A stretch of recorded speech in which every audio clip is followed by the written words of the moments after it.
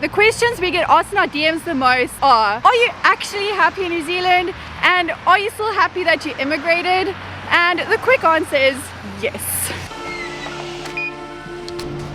Just because we're happy doesn't mean that everyone has the same experience. So we've put together a few points to consider if you're thinking about immigrating. They're more on the emotional side of things. It's not a complete list, and we're also hoping to spark some conversations down in the comments. It is a big decision. It could be a very expensive mistake to fix, and looking at other people's experiences on social media might not present a full picture.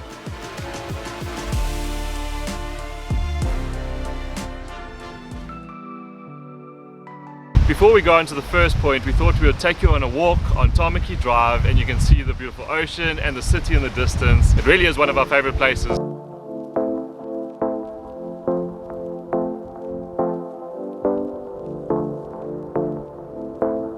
Let's start with the reason that you're immigrating. Be very clear on why you want to make the move. It is like the light at the end of the tunnel. When you go through difficult times, the bigger picture might just pull you through that situation. So do you want to immigrate for better job opportunities? A better future? Safety for you and your family? Are you doing it because your partner wants to? Or do you just want to do it for yourself? And you know what? There's nothing wrong with that. In fact, I think that doing this for yourself should be one of the main reasons why you immigrate. 100%. And it might be a bit controversial, but that's just our opinion.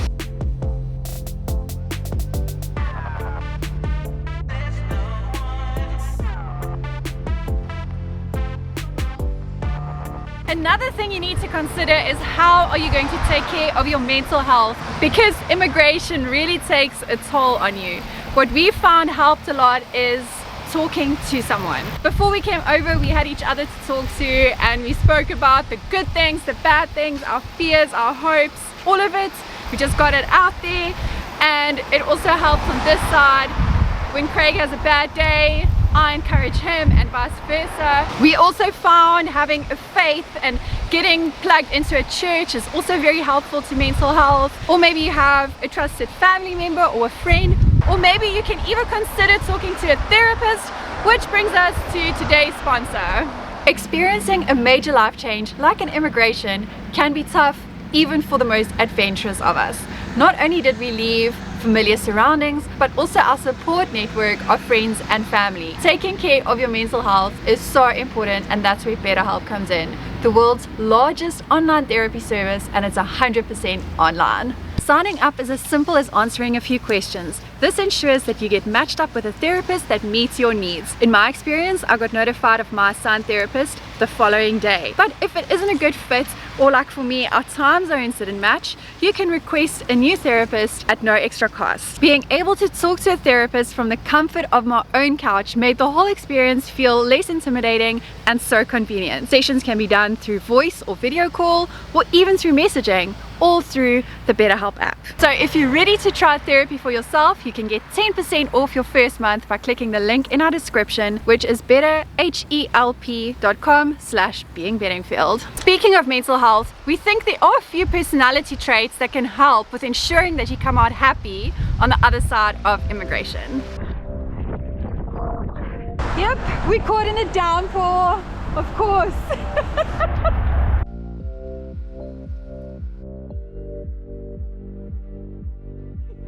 So just on the other side of this building, there are crazy wind gusts, and it rained, the sun is out. I actually don't know what's happening, but apparently this is typical Auckland weather, but it's an adventure.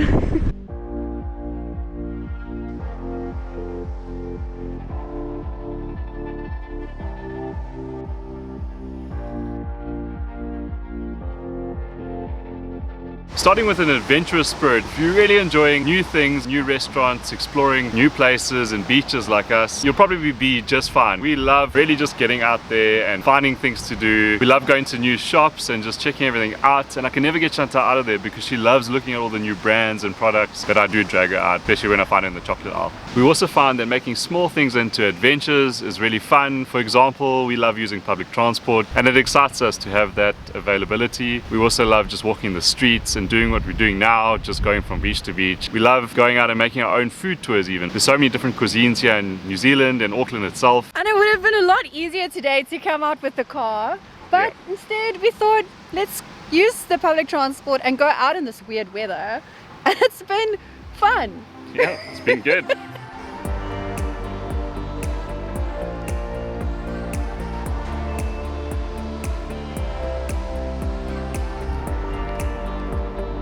Resilience and grit is also very important. Immigrating is not for the faint of heart, and maybe we should also add patience to this list. Getting through all the paperwork, getting all your documents, paying the money and applying for the visa in itself is quite the process. But then you also have to pack up your house, decide if you're going to get a container or you're going to sell everything. Then you have to say goodbye to everyone, get on a very long flight. Then you've got to find a rental, you got to settle into your new job, or you still have to find a job. You've got to buy a car, you've got to get used to the conversion rates and your new currency, and it's just a lot. And then when you realize that you're actually not going back, this isn't a holiday, this is a permanent move, and it sinks in, then you also have to deal with that.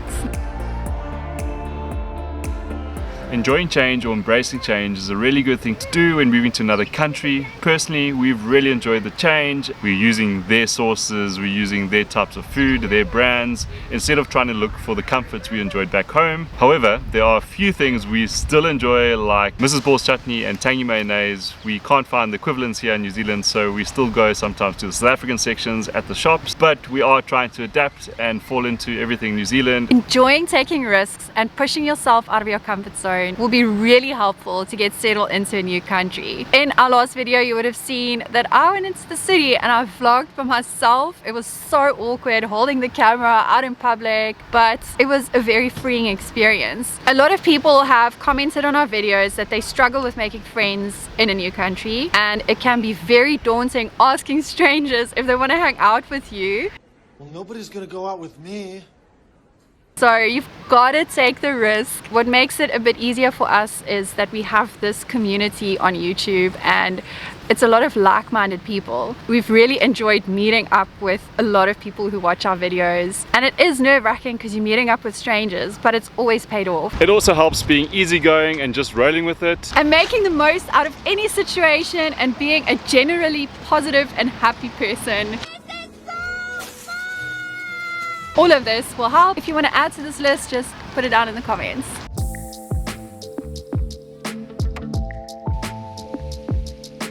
Let's talk about money. It is always good to make a realistic budget, from things like your police clearances to the bedding you're going to need when you arrive. Make sure you account for all those small costs. There's going to be costs that don't make sense, but it's part of the process. Also make sure you have a nice emergency fund. It's really good for your mental health to have a good safety net. We lived very minimalistic when we arrived. We didn't need that much, so try to keep your costs low in the initial period. It literally took us about 8 months before we actually went out to a nice restaurant and we spent a bit of money. If you slowly build your lives up in the first few years that you arrive, we think that's the best decision.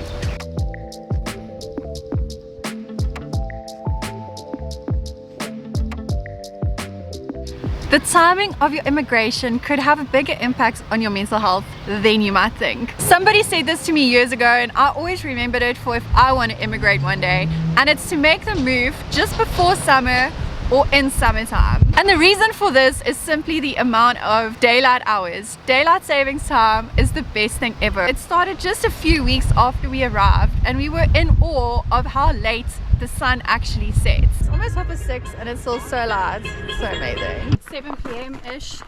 We are really going to miss all this daylight. Just being able to still do things after work and it's light and you're getting the sunshine, you can go to the beach. But if we had to make the move now in the middle of winter, we possibly could have been very depressed, because when you wake up, it's dark. When Craig comes home from work, it's dark. We're enjoying it now, but if we arrived in this, it would have been a lot harder to settle in, because we love the sunshine, obviously.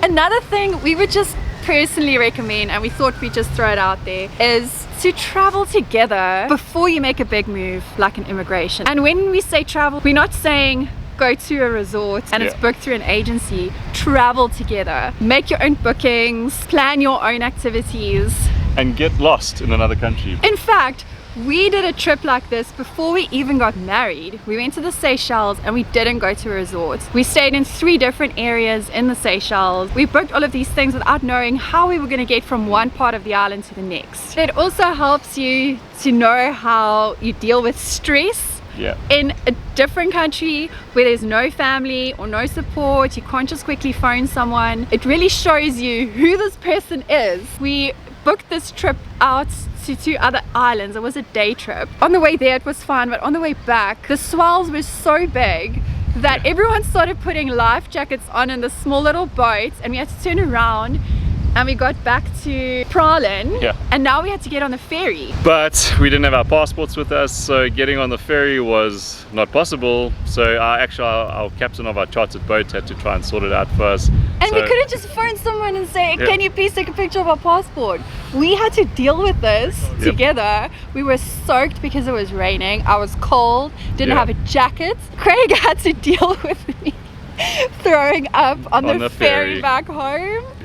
And if you can get through that together, I promise you, you know if you can stay with this person or not. So we highly recommend doing a crazy trip where you book everything yourself before you get married, before you make a big move. But it's just a personal recommendation, just something that we always recommend to people.